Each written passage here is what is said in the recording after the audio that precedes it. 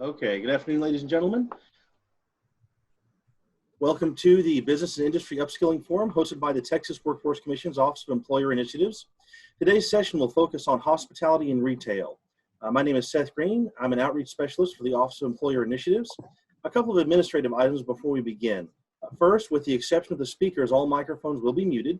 And there's a chat function where you can enter questions, which we will address at the end of the panel discussion. We would also ask that you turn off your camera if you're not a panelist to preserve bandwidth on the call. Finally, we remind you that this forum will be recorded, and as such, it is subject to the Texas Government Code Chapter 552, which is the state's open records laws.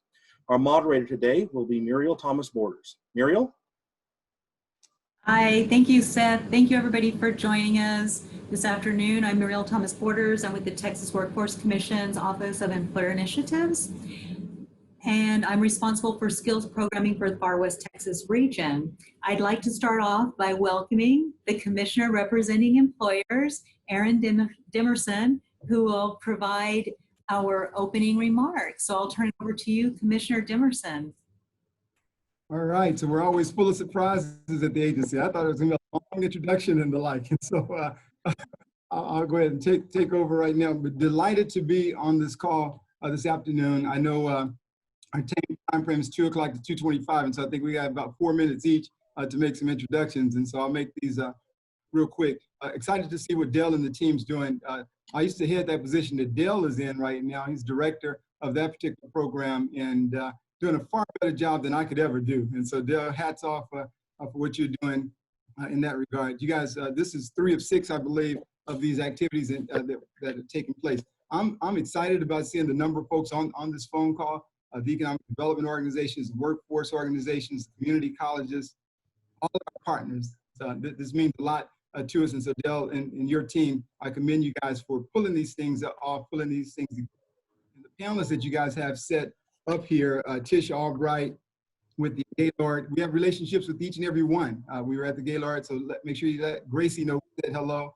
We did a workforce conference there last year, a huge success. And so our partners there, Amanda Sanchez, corporate trainer Helena Troy. I know we've done some work with them through the Skills Development Fund program.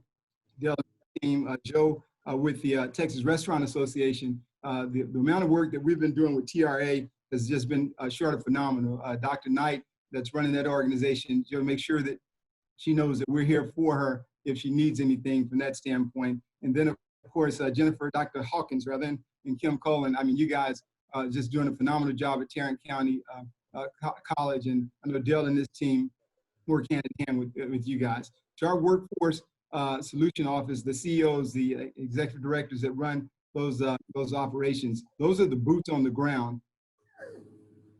What they're doing for granted. I mean, the amount of work that's been going on, especially in today's time, has been unprecedented. And so as we address the retail food preparation and hospitality industry, it's important for us. Statewide, things that have been happening have been unprecedented. You hear that word over and over. And so my hats are off to all of you guys for the work that you're doing.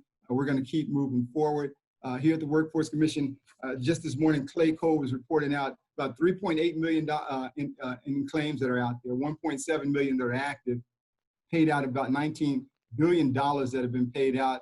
And they quite often talk about the amount of work that's been done, almost 4 years worth of work that's done in a 4-month time frame. And that kind of puts it in perspective in regards to the activities that are taking place. 4 years worth of work in a 4-month time frame. But again, the rubber meets the road at the local level. We're not stopping. We're continuing to go forward. Governor Abbott is doing this safely and strategically, and we're adjusting. And so the nimbleness, the flexibility that you guys are providing to make a difference here for our Texas employers and our employees means the world to us, and it makes a big, big difference. Like I said, we are just, my office, we've done about 41, close to 50 virtual town hall meetings where we're talking to employers. That's been collaborated with Dale and his team, the governor's office, as well as SBA whenever we've needed to, but really being the ears for employers that have questions, comments, concerns, and making sure that we're getting information to them. I have 4 outstanding employee law attorneys on board. Melissa Chapa, Elsa Ramos, Mario Hernandez, and Tommy Simmons are all on board. And so if you have employers in the state that have questions, make sure that they contact our office. We want to be here for them. And I know my team will put in all the links to our websites and information that's available. We'll make that readily available in the chat box as well. But wanted to just thank you guys for allowing me to step in to say hello, to see everyone once again. I look forward to getting out to the respective regions as well. But just hats off to the work that, again, Dale and his team are doing, but even more important, the work that you guys are doing at the local level. We do not take that for granted. We know the work that's going in and day out. In our 28 local workforce solutions offices, they're the best. Even in today's time, where we have a lot of layoffs, we have furloughs, we have those situations, we still have individuals looking at trying to make decisions here in our state. And so we need to make sure that we are keeping our nose to the grind to make sure that we're ready to address those situations. And I know the boots on the ground are in a position to do that. The governor always talks about bringing the world's workforce, economic development, and education together. And that's exactly what Dale and his team are doing through this phone call. And that makes us that much stronger when we have projects both in our region now and those that are looking at our state as well. So thank you again, Muriel, for the opportunity. I'm laughing here because Muriel's my running partner there, but I hadn't seen her on a Nike Run Club app in a while. And so I'd like to see her back on the road pretty soon. And then Seth had mentioned his background. He didn't know we were listening to him, but Dale said he can take a nap back there. So you better check in on that every once in a while. So, but thank you guys for the opportunity. If I can be of any assistance, we're here for you. We're excited about the work that we're doing. The governor appointed me to this position in August of 2019, and we've hit the ground running, and we're going to continue to do just that.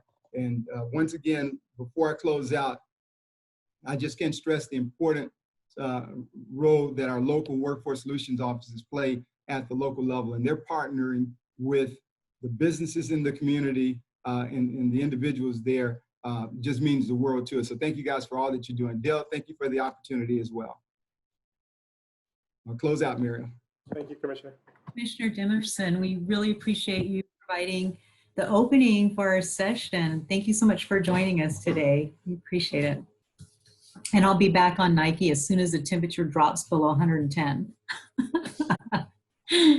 Okay, so I want to start off by thanking, first of all, the panelists on behalf of TWC and the Office of Employer Initiatives. Welcome, and thank you so much for participating in our Office of Employer Initiatives Business and Industry Upskill Forum. We have a well-rounded panel of professionals with experience in hospitality and retail, as well as some training providers joining us today to talk about the hospitality and the retail industries and some training trends going on in these areas. So our panelists today include, as Commissioner Dimerson mentioned, Dr. Jennifer Hawkins, who is the Director of Corporate Solutions for Tarrant County College. We have Kim Golan, who is a grant writer for Tarrant County College. We also have, I believe he has not yet joined us, but Joe Monastero. He's the Chief Strategy and Operations Officer for the Texas Restaurant Association. We have Tish Albright, who's the Director of Learning with the Gaylord Texas Resort and Convention Center. And then we also have Amanda Sanchez, who's a corporate trainer with Helen of Troy. So thank you again.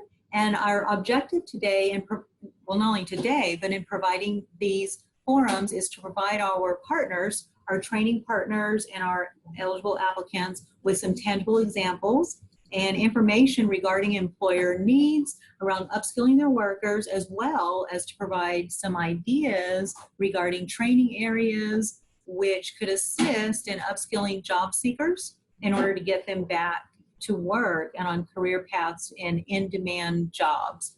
And so we want to get people back in employment and also meet the business needs. So I'd like to kick this off by asking our panelists to give 2 or 3 minute introduction of not only themselves, but also of their organization. And we can go in alphabetical order. So we would start with Dr. Hawkins, please. Thanks, Muriel. It's so good to be here today. And thank you, Dale and team, for inviting Tarrant County College to participate Kim and I are very excited to be here. I was actually going to watch and be taking notes and learning, but I guess I'll have to speak and take notes at the same time. So just a little bit about Corporate Solutions at Tarrant County College. We are a non-credit district department, and we're dedicated to business and industry partners in Tarrant County, but also in the region here in North Texas. We provide customized solutions for our employers based on needs assessments and skills gaps that are identified within their operations. And we also participate extensively in industry-based consortiums, such as supply chain logistics, construction, advanced manufacturing, and more recently, hospitality, so that we can assist in addressing industry-specific needs on the local level, but again, also in a regional way with our neighboring colleges and workforce boards and workforce solutions offices. Just quickly, I began with TCC Corporate Solutions in 2006. I was a facilitator and customized curriculum developer. So I started out working face-to-face with the employees of our business partners. And I came on full-time in 2009, first as a coordinator, now as director. And in those roles, I continue to work with individual clients, still helping to create and identify needs and customize solutions for them. But I also partner very closely with different economic development organizations within our area, local chambers. We're usually at the table when there's a business considering moving to the area or expanding. Nonprofit organizations that have clients that might need workforce skills training to help them gain employment. And especially, and very importantly, with our local workforce board and workforce solutions. We have worked closely with TWC. I think I met Dale back in probably early 2009 when we were beginning our journey with the Skills Development Fund. And it has been a pleasure and an honor to work with the team and to be able to leverage the resources that you all make available to our business partners. We really do appreciate that and the partnership. So thank you. Thank you, Dr. Hagen. And now we'll go to Kim Golan. Well, Jennifer explained beautifully basically what we do at Tarrant County College. She did, so my introduction won't be quite as long, but she did a beautiful job of explaining what we do. I get the wonderful opportunity. I've been here since 2005, and I started out at ground level instructing and curriculum development with the companies, directly with the employees, just as Jennifer was discussing earlier. And then I moved into the role of grant writer, and I got to start that role at the very beginning when we first started working with the Texas Workforce Commission with skills development funds, and I've been working on it ever since. I'm the grant writer. It brings me a great joy. I love it. I love seeing what TWC and our workforce services solutions and the boards and the chambers, everybody that we gather together as a team to work with the local community, companies, helping the workforce, building the local workforce, growing the employees through funds, through skills development funds, through skills for small business funds, and now through the special initiative COVID funds. It's been a great opportunity, and I've really thoroughly enjoyed getting to work directly with our companies. And as Jennifer mentioned just recently, now we're of course in the hospitality and working in those areas with new companies, and it's been a great pleasure. And I feel like these opportunities that the Texas Workforce Commission is bringing to the table for these companies, for these businesses, for these employees are so beneficial. And it gives me great pride to work in this area and work with the chambers and the commission and everybody. Great, thank you so much. Those are very nice, kind words. And Tish, we actually should have started with you, so we'll go to you next. Great. Well, hello everyone. I have been with Gaylord Texan Resort for 10 years now, so I joined in 2010. For those that don't know, Gaylord Texan Resort, we are a convention center hotel, but we have an everything under one roof concept. So we are able to appeal to leisure travelers and group business throughout the year.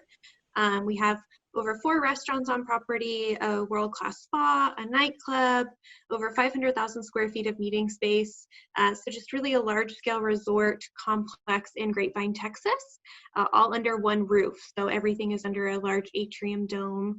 Really a unique place to stay. So we've been able to capitalize a lot on the leisure market right now and making sure that we give people a place to have a safe summer space to come out and relax by the pool. And also during the off seasons, when it's not summer or winter, where we have our ice show, during those off seasons, we really appeal to the convention and group business traveler. So about 80% of our business comes from there. I have been the director of learning here for a couple of years. I've been in human resources since 2014 at this property and loved every minute of it. As the director of learning, I really get the job of welcoming all of our new employees to the hotel, focusing on their onboarding, on their development and career paths. So I get to partner with great agencies like TCC to focus on those sorts of initiatives, and really how to prepare people to make this a career journey and see hospitality as more than just a summer job, but really a change and a shift in making it their own career. So I love that I get to speak to that. My first job actually at Gaylord Texan was as a seasonal server at Pool Bar. So I love to speak of my own unique experience and how I turned that into my career by earning a degree at North Texas, University of North Texas in the hospitality management. So really fun to be able to personalize it and share my own passion for the industry with everybody that joins us. We also do a lot of service training that I get to sort of partner with our operations departments and seeing where those lapses in service are to make sure that we have the most talented staff on property, really focused on delivering flawless service to all of our guests. So thank you. That's great. It's nice to hear about your internal career path. That's awesome. Congratulations. And then next we'll go with Amanda Sanchez, please. Hi, everybody. Thank you for joining us this afternoon. I'm Amanda Sanchez. I am the corporate trainer for Helen of Troy. Helen of Troy is based out of El Paso, Texas. We are a global consumer goods company. You may know us better by our leadership brands. We have OXO, Hydro Flask, Braun, Vicks, Honeywell, Pure, Hot Tools, and our newest acquisition is Drybar. So even though I've been with Helen of Troy just over a year last month, I do have over 18 years experience either in education, facilitation, training. So I've been in the industry for quite a little bit, but I'm fairly new with Helen of Troy. So I'm really glad to be here, and thank you for having me. Thank you. So I'm just going to jump right into our questions. And so I know we have a mix of panelists, training providers, as well as employers. So when you think about these questions, you know, they can apply to your industry. So the first question I'd like to start out with is thinking about the hospitality and retail industry. These are both very critical areas in our everyday life. The world is currently in the midst of a pandemic. So what have been some of the major challenges that your companies face today? From a local perspective, if obviously we would like to know that. So would someone like to start first? I can start on that. Sure. With the Texans specifically, I can speak larger and then go small. So from Marriott, the company overall, we are part of the Marriott family of brands, has a 90% depletion in revenue so far from this on a global perspective. So obviously has hit the hospitality industry very, very hard for the month of March. That's where that was pulled. But from there at a local level, we as a hotel had to shut down at the end of March because our occupancy dropped from typically an average of 80% occupancy down to in the single digits almost overnight. So with that, our hotel closing and then being closed for about 2 months, we were able to reopen June 8th successfully, and able to bring back averaging occupancy about 25%. So right now we are very dependent on our leisure travelers, with the exception of group business. So group business is still that big unknown, and that is definitely our biggest challenge that is continuing in the industry. The fear of the unknown, as I'm sure everyone can relate, is a little overwhelming, and not knowing what is going to happen at the end of the summer when our leisure guests are no longer out at the pool, not taking advantage of our services on that aspect. How do we then flip it to make sure that we are getting that group business back as much as we can while keeping everyone safe? So training, as I'm sure you can imagine, has been a huge initiative with that, and how to teach everybody that is here on property the safe protocols, safe procedures, so that we can really continue to advertise and capitalize on the fact that we are a safe place to stay, and we're giving our guests that safe experience. But really the biggest challenge absolutely continues to just be the unknown of, if things continue to deteriorate in Texas, how can you reassure these groups that traveling into Texas is going to be safe in September? What we ran into is a lot of groups that were on the books for March actually rebooked with us in September and October, and now we're having to possibly rebook them again. So that just continues to sort of be an overwhelming thought for a lot of these meeting planners, is when is the safe time to host their meetings and conventions? Well, that's a lot of challenges. Okay, who would like to go next? Do we want to look at maybe a training perspective through the college? Sure. So I would say our biggest challenge initially was that unknown, and as the situation deteriorated and our businesses began furloughing employees, some of them completely shut down operations. Others kept maybe a skeleton crew while they were trying to assess how they were going to move forward with their business. So for us, we had quite a lot of contracts and classes that were scheduled for the spring, and we got kind of in a pattern the first couple of months of, well, we'll just push it 2 weeks out, and then it would get to be about a week before that new date, and then it would be decided, okay, well, let's push it another 2 weeks.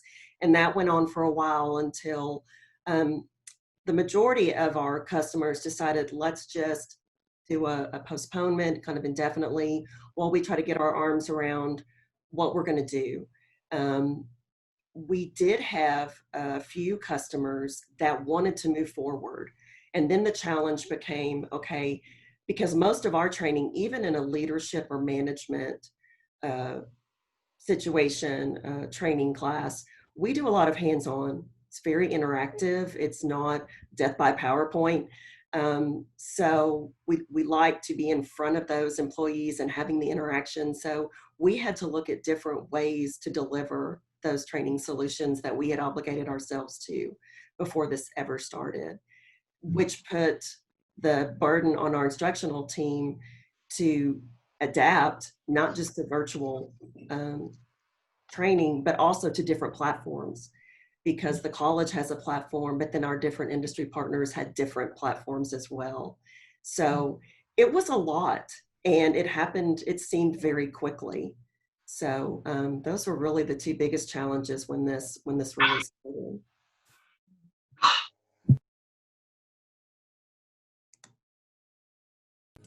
Amanda, would you like to speak to that?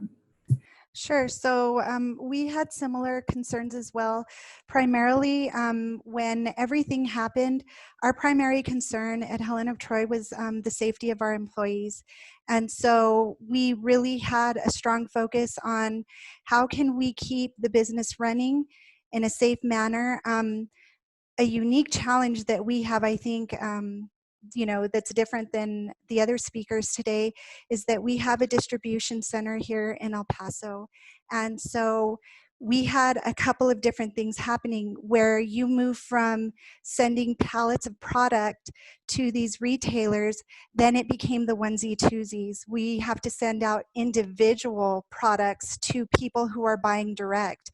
So our DTC sales, there was this adjustment for direct to consumer. So there was that component. But similarly, when we're looking at online training, it was my job specifically to travel around the world to deliver training face to face. That's how you really engage your learner. And so we had to pivot just like y'all, and we had to figure out how can we still deliver engaging training that is really going to develop the skills that we need in addition to those soft skills that maybe aren't business driven, but we're looking at, okay, this is a really great opportunity for us to start developing those other skills that people have been interested in doing, but maybe they just couldn't fit it into their really tight schedules. Now there's a little bit more opportunity to work on that development, and then you just layer on students not going back to school, and then we're dealing with this dilemma of how do these associates who are doing very, very busy jobs all day long, how do they become teacher at home? How do they navigate this duplicity of being an employee at the same time as being a caregiver? And maybe it's not even a teacher. Maybe they're taking care of somebody at home. And so there was that like time management component where we were really working with, through the training team with trying to let people know it's okay if you take some personal time to work through what you've got going on. We understand it's different. We're going to hear dogs barking in the background. We're going to hear that garbage truck. And we know that if you've got to jump on a call, maybe you have some bedhead where your hair is squashed. No judgment. We're all in it together and we understand. So it was really a lot of our training team trying to deliver the message that nobody expects perfection right now. We are trying to work through it together. And something that we say a lot is that we're all in the same storm, but we're not all in the same boat. So we're really trying to promote the empathy organization-wide. That's great. I really like that philosophy. And you're right. We all are in the same storm, but not in the same boat. So thank you for sharing that with us. So I want to follow up with that. I know Tish and Dr. Hawkins, y'all touched on the challenges that you have. And I know, Amanda, you touched on kind of how you're actually dealing with those. Dr. Hawkins, from the college standpoint, I know you had to pivot pretty quickly. How did you all deal with that pivot, like getting everybody online? And how do you think that's going to look in the future? Yeah, when you're talking about around 4,000 employees and roughly 100,000 students, so non-credit and credit students, and trying to push out a platform like Teams to make sure everyone stays connected was difficult, but hats off to our IT department for making it as smooth as it could be. And honestly, we didn't have as many glitches as you might expect with an organization our size. So that was really the first challenge, was getting us all connected virtually, and then having to address, like with our campus colleagues, they were having to address then the students and connecting with them. We were having to address staying connected with our businesses.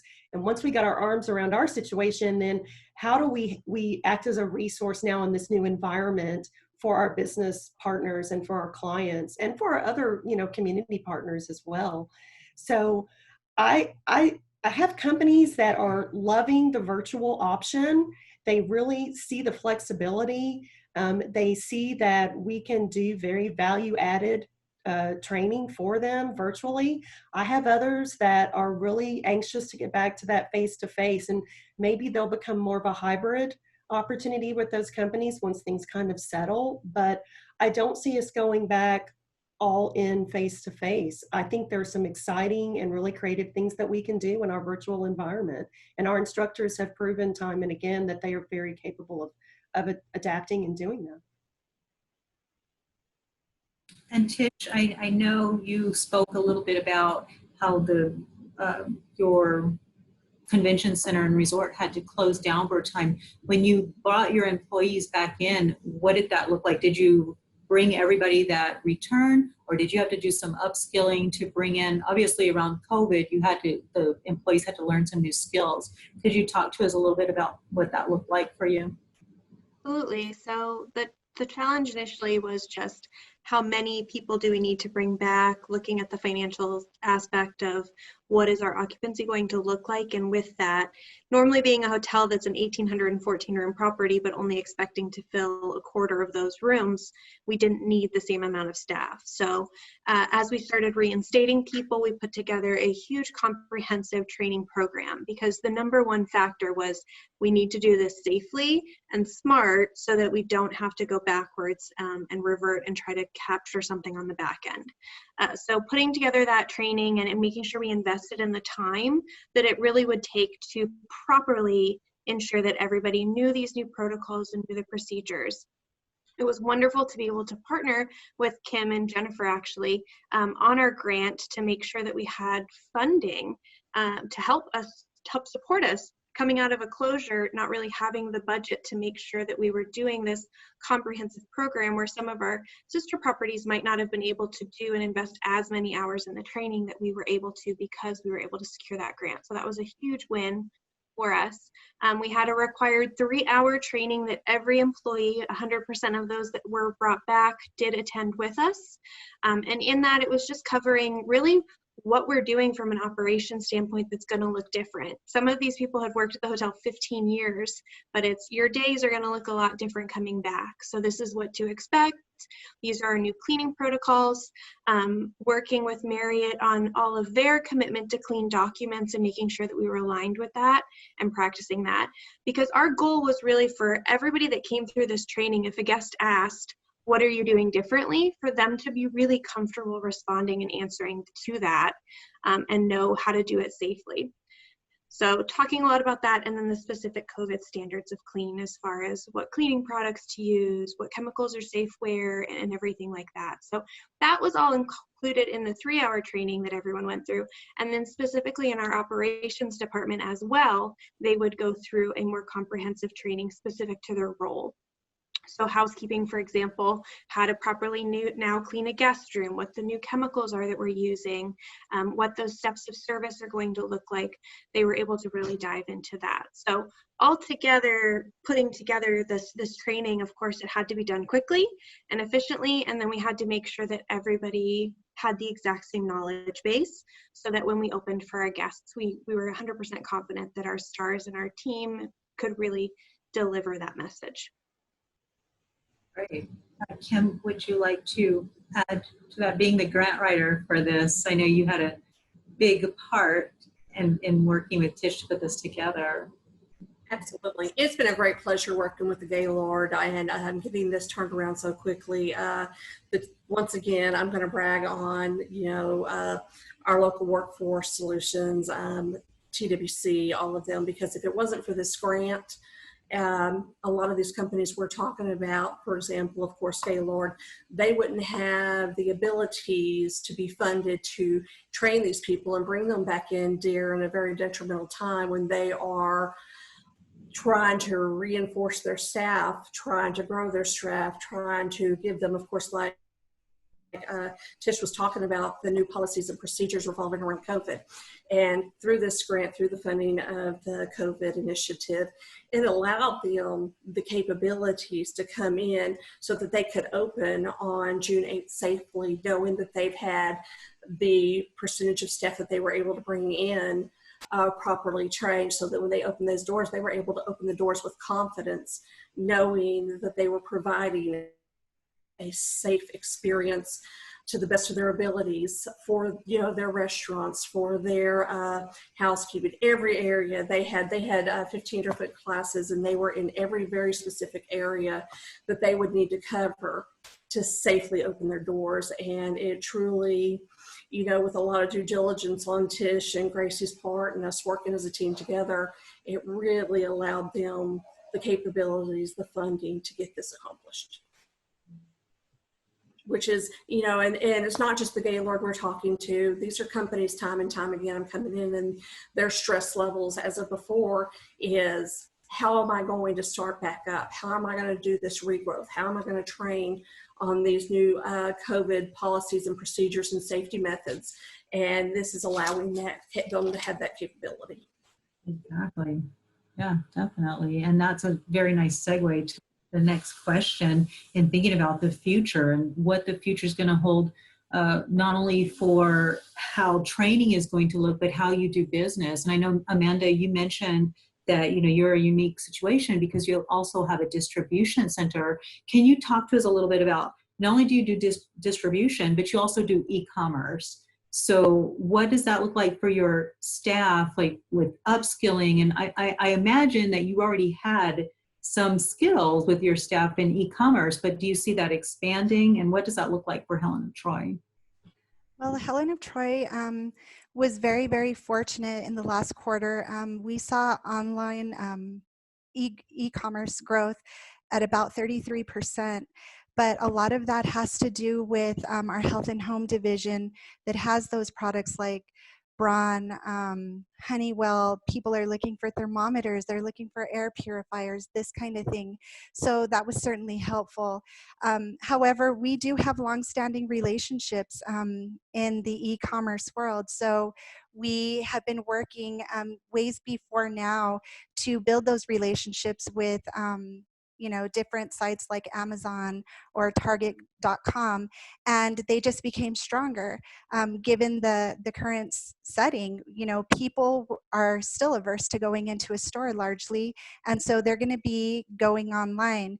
That said, we do have the staff right now who mans that. They do really well. They're very well versed, but we don't know what the future is going to hold. It seems like they're handling it very, very well, and we're not just operating our e-commerce out of El Paso, and I think that that's really important to mention.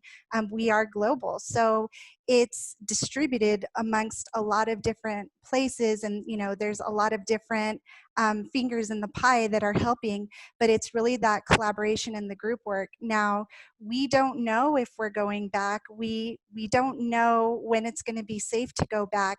So my educated, uneducated guess is that if we don't go back soon, then maybe it's going to look like we need more folks who are going to be working the e-commerce site. But for right now, it seems like everything is going pretty well. There was a second part to that question, and I just totally got off the train. Can you remind me again? Oh, no, I asked, what do you think the future is going to hold with training? I know you have been doing e-commerce, but like, do you? Right. Okay, so thank you. I gotcha. So for training, right now, I really liked the travel. I really liked the face-to-face interaction and going to the different sites. It gives such a good perspective of the employee experience when you're physically there. Right now, we're looking at more virtual training. We've rolled out what we call the Helen of Troy Academy, and it actually dovetailed right into the pandemic at a pretty good time, if there was a good time, because it was the end of our fiscal year, starting a new fiscal year. And so all we did was we shifted.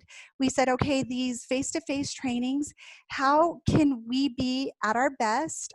We have a lot of culture values that we live by. One of them is be at your best, and it's a gravity issue. There's nothing we can do about face-to-face training. So we are going to figure this out, and we are going to hit it out the park. And that's what we've been doing. So it's that engagement, it's the interaction, it's teaching people how to interact in a virtual setting. Some people are not comfortable turning their cameras on, but it's really, really hard in an email or in a chat box to detect tone, to detect engagement. So we have had to, little by little, train our associates on how to be good, effective learners in a virtual setting. So that's one of the things.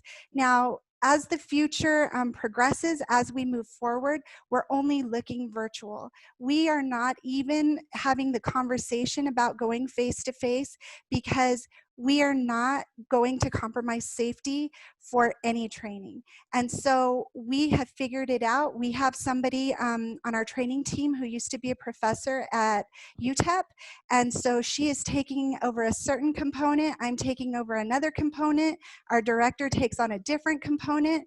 And it's a small but mighty team that's coming together, and it's really just supporting each other and having that culture within your organization that says, you know what, we are all trying to work through this together, and we're going to get as much training as possible because it's good for us. At the end of this, wherever it ends, the more training we get, the better. So it's part, that the leadership really supports training and really pushes the idea that, you know what, get it while you got it, because it's not going anywhere. We're not going anywhere.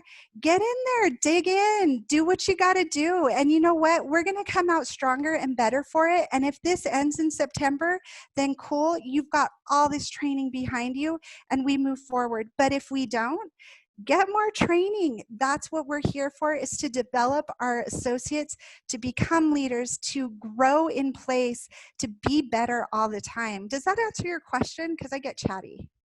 It definitely answers my question, and thank you, Okay. because you're right. And that was one of the ideas behind doing this fast track special COVID funding, was to get people upskilled back to work, those that are looking for employment, to get them back in there. So thank you, that did. And I would like to expand that to all of the panelists in thinking about your new hires, your existing employees.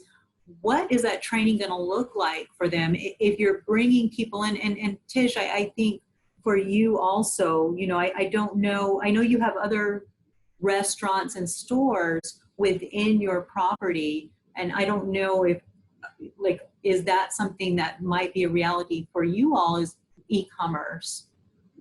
Yeah, absolutely. So hospitality, of course, will continue to be a face-to-face business, as that's what hotels are from that aspect. But reaching out a little bit bigger and looking at it from a different perspective, as part of Marriott's Commitment to Clean that they launched, really one of their guarantees was less contact, more connection. And so that is sort of them really trying to enhance the e-commerce side in unique ways, in different ways, like mobile key, where guests can now check into their room using their cell phone. So training on that becomes a challenge of training more so on our guests to use this new technology, and getting them comfortable with it, because we have been surprised since reopening. We're really pushing this. We have signs, we have e-blasts that go out encouraging people, stay safe. You don't even need to come to the front desk. You can check in via your phone and use your phone as your actual key to your room. Something we think is this great unique concept, but the grab hasn't been there as strong as we would have assumed that it would be. So there's kind of a new education that's needing to happen through hotels in using the technology that now exists. We also have QR codes across property that our guests can scan and order their food digitally, and have that delivered up to their room should they so choose, all in to-go containers, and keeping it safe, contact-free delivery. That we're again training on how do you use a QR code. There's a lot of our guest base that just doesn't have that knowledge. So kind of a shift in the hotel industry and in re-educating our guests that, which obviously starts with our employees and starts with our stars. The technology, though, being very simple, and not requiring much beyond just kind of quick education pieces. But you definitely have those people that are more experts on it, and common and frequent travelers that utilize it all the time and know the ease of it. And then you have others that you're trying to re-educate on it. So it'll be really interesting to see beyond this really what sticks and what becomes more of the new norm for hotels and hospitality. Right. So it looks like our guest from TRA isn't going to be able to make it, unfortunately, but I think that this has been dynamic conversation here. So it looks like we're running a little bit short on time. So I want to ask one last question. Yeah, let me say something on behalf of TRA. Please, Commissioner. We've held virtual town hall meetings with them, and so I call with Dallas College and TRA, and so they've announced a new initiative associated with the restaurant industry where there's a certification coming out, and so that just shows the innovative aspects of our community colleges statewide and what Tarrant County College is doing, and Dallas College with TRA. So they've been trying to also pivot in a sense of what's going to make customers comfortable with coming into the restaurants, and they're taking proactive steps around that to make sure that there's a certification so that their employees can also say that we've been certified under these new guidelines. And it was a grant given by you guys with this special grant as well. Thank you, Commissioner. We appreciate that. So I want to end with one last question for the panelists. And for the colleges, for the training provider, if you could maybe think of it from your perspective of being a trainer, but this would probably primarily be for the employers. If you think about your new hires and incumbent employees, if you could develop a skill set and or training wish list, what would be on your list and why? So Amanda or Tish, want to take? I can start. What we've tried to roll out and what we're trying, I was just on a new hire orientation with our European associates this morning at 6:30. So I've been doing this quite a little bit today. But what we're trying to do is really encourage self-directed learning. And we have a platform where there are different topics where associates can go on and get really quick snippets of learning that are exclusive of the more formalized trainings. And so we're really trying to encourage them to take the learning into their own hands. We have put some micro learnings together through the Helen of Troy Academy that are really short, maybe 7 minutes or less, where it doesn't take a lot of time out of their day, but it kind of piques their interest in something that they want to develop, so that when they do have the time, they know where those resources are, and they can kind of start branching out and finding out and taking some ownership of their learning.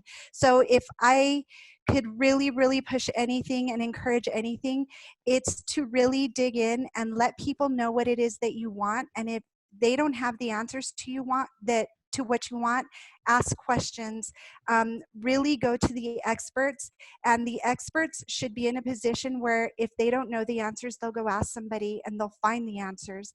And I think that it's slow going because, especially when people are busy in their jobs, they just want to know, do I have to take a compliance training?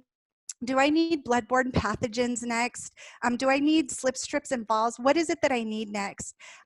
But this is the perfect environment for them to start developing themselves.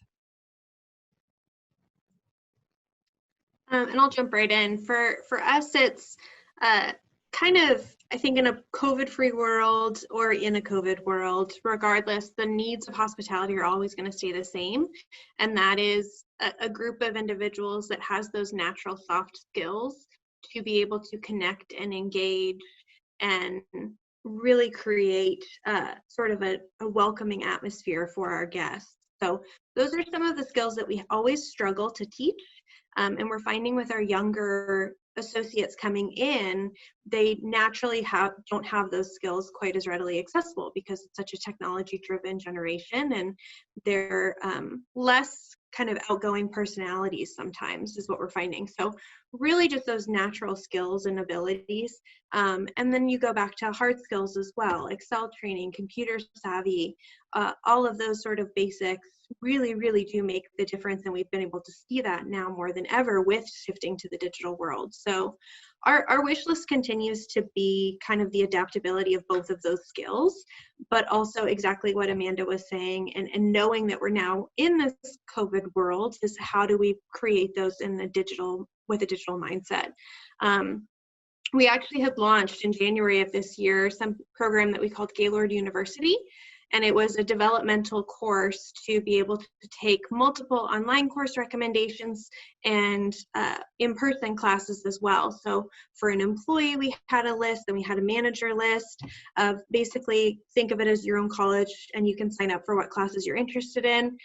So bad timing on that, as quite a few of those had to be canceled and shut down. However, we still have that to fall back on, and knowing that we still have that great digital library of online courses that we're now at the time of, can we afford to start pushing these a little bit more, knowing we're still stretched so thin on a staffing standpoint, but allowing people, like Amanda's saying, if they have the time to continue to develop themselves and their own skills, is definitely something that we're always encouraging and always promoting. But it's very interesting how the timing sort of worked out on that. I know we hear soft skills a lot. So I'm wondering now if it's going to be soft skills in a virtual environment would be the next level of training that we would have to go to. So I have a question from the audience. They're asking, do the employees in the hospitality industry have access to the equipment that they need to do virtual training, such as cameras, laptops, Wi-Fi, etc.? Since face-to-face training is out of the question in many situations. So so this could be for any of the panelists. Do you see access to equipment to be a challenge for doing virtual training? For us, we did have some associates who went to work from home who had computers without cameras. And so that was a little bit of a challenge. And rolling out cameras to, I don't even know how many people that don't have them, is a little bit challenging. And it's more frustrating for them when they're on a call like this and they can see everybody interacting and it's just their picture, it's just their name. So what we've encouraged is upload your picture. We have our profile pictures. Upload your picture. If the sound quality is poor, call in from your phone, mute your computer. We will figure it out. It's a gravity issue. We can't control it. Let's just roll with it. But that has been a little bit of a challenge just for the inclusion piece. People want to feel like they're part of the training. And so it's a little bit hard sometimes when we can't see them. Our challenge with that is just mainly when you're working with hourly associates, they're only getting paid when they're here on property on the clock. And from a training standpoint, we always want them to be paid for the hours that they're putting in. So I do get a lot of requests on, hi, I really want to do this leadership course. Can I do it at home on my computer? And so that's sort of the navigating that territory of, well, I know this is for your development and you're okay doing it on your own, but where is sort of that line on what we would allow or what we would encourage? At work, we would always encourage, and that's the first step is maybe you're not scheduled till 10. Can you come in at 9 a.m.? We have a computer lab available and you can jump online and take this class while you're here in the building. And so just kind of navigating those waters and figuring that out, because you do have stars from so many different backgrounds wanting to take this and wanting to enjoy these classes and making sure that they have the technology. It is a challenge for us.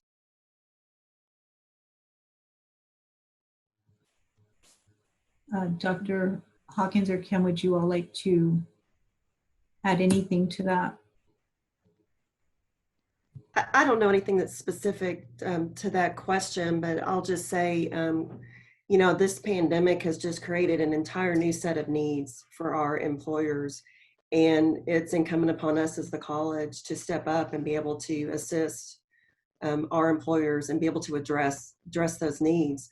And when you look at safety, historically, we think about, you know, with our manufacturing partners, our warehouse distribution centers, but now we're looking at safety being a part of everything that we do. If this is going to be our new normal, being cognizant of that and with all of our different industry partners and understanding that that's going to be a requirement moving forward for the foreseeable future. So just that we stand ready to link arms with our businesses and be sure that we're meeting those needs and help them to run their businesses in a safe way.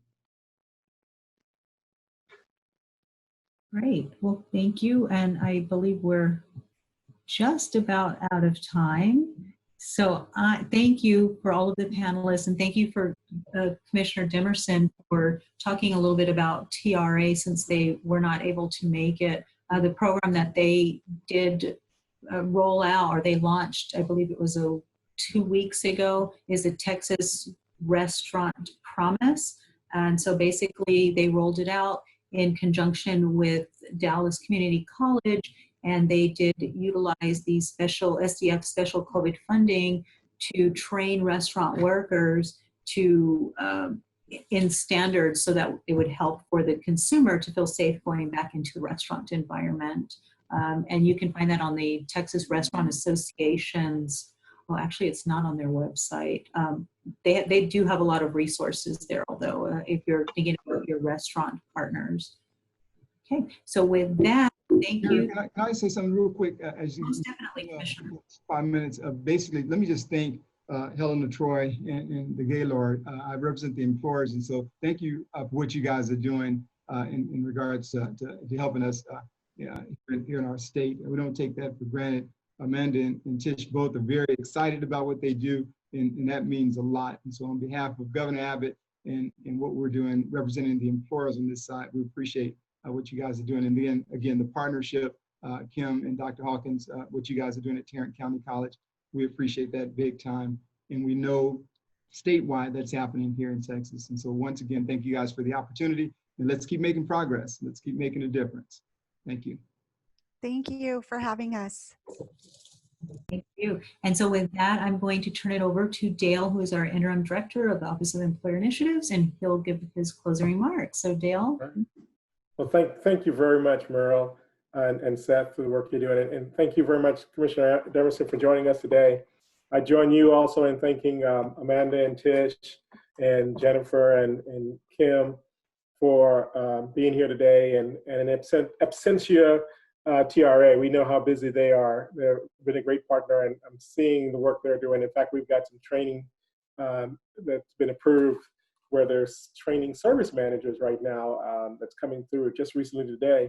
But I think this was such an appropriate session. You know, we're doing 6 of these, and this is the 3rd in the series. And listening to all of the speakers, particularly Amanda and Tish, and you know, it's no secret why you're in the business you're in, because you guys were so uplifting in your comments about how you're adjusting in your workplaces and teaching your workers not only do self-directed training, but how we're all in this together. You know, those kinds of lessons are really strong. And we know in particular, Gaylord, I believe you guys were the first training request we had coming under this initiative. And so we're really pleased to see we were able to execute really fast with Tarrant County College and the Workforce Solutions there in Tarrant County to help support that program. And I'm just really appreciative, I think we all are, of what you guys are doing to reopen Texas, partner with our colleges, our workforce boards, in terms of how do we help you reopen. And you set an example for all the other industries we're going to be focusing on, and for our partners across the state, our local workforce boards, our economic development partners, and of course our community colleges. So I couldn't thank you enough for that. It's you know, we continue to see a lot of jobs in the retail hospitality sector. You know, at the same time we see some of the displacement, but we're also seeing a lot of openings and positions. So the training that we're able to support with partnerships with you guys and the colleges and boards, I think is really, really critical at this time. I can't thank you enough for being here. I also want to thank our audience, you know, so boards, EDCs, economic development partners, colleges, all here today joining us. Thank you guys for joining us. I hope you'll come back and join us again in another 2 weeks when we focus on advanced technologies in manufacturing, and look forward to seeing you there. In the behind the scenes, we have Thomas Walker, Dolores Stacy, who are supporting this effort, getting the word out, doing all the communications. And of course, facilitating is Julia Mercado and her team, making sure that we are online and without glitches and being recorded. And then we'll be putting this online. So Julia, thank you and your team, and Tom for your continued support. So with that, I think we're right at my time limit. And thank you guys very much. And we look forward to continue to work with you. Reach out anytime that we can be of assistance. Take care. Thank you, everybody. Have a good week. Thanks, you too. Bye-bye. Bye.